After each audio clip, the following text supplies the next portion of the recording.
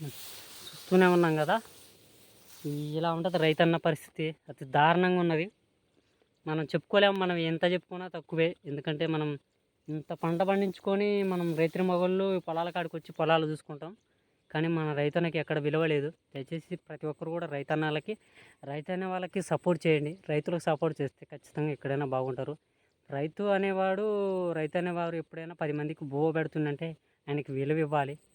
ఈ భారతదేశానికి రక్షణగా ఉంటున్న జవాన్లకి బువ్వ పెడుతున్న 4 మెతుకులు పెడుతున్న ఈ రైతన్నలకి విలువ ఇవ్వండి దయచేసి. ఈ భారత ప్రభుత్వమే కాదు, ఈ తెలంగాణ ప్రభుత్వమే కాదు, ఎవరైనా ప్రతి ఒక్కరు కూడా రైతనే వాళ్ళకి రెస్పెక్ట్ ఇవ్వండి ఎక్కడైనా దయచేసి. ఈ పండించిన పంటకి విలువ ఇవ్వండి. మాకు విలువ ఇస్తారో ఇవ్వరో తెలియదు, కానీ ఈ గింజకి విలువ ఇవ్వండి.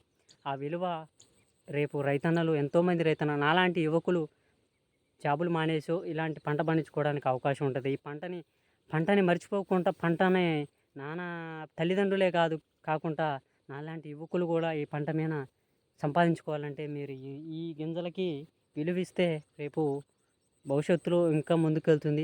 ఈ పంట పైరు పంట, చక్కని పంట, ఈ పంట అనేది చాలా ముందుకెళ్తుందని నేను ఈ వీడియో ద్వారా తెలియజేస్తున్నా. దయచేసి రైతానికి సపోర్ట్ చేయండి. రైతులకి ప్రతి ఒక్కరు కూడా సపోర్ట్ చేస్తూ ఉండాలి. ప్లీజ్ నా వీడియో ప్రస్తుతానికి ఇప్పుడే చూస్తున్నట్టయితే ప్రతి ఒక్కరు కూడా నా ఛానల్ని సబ్స్క్రైబ్ చేసుకొని ప్రతి ఒక్కరు లైక్ చేయండి. ప్రతి ఒక్కరికి 10 మందికి ఉపయోగపడాలంటే నా వీడియోని షేర్ చేయండి.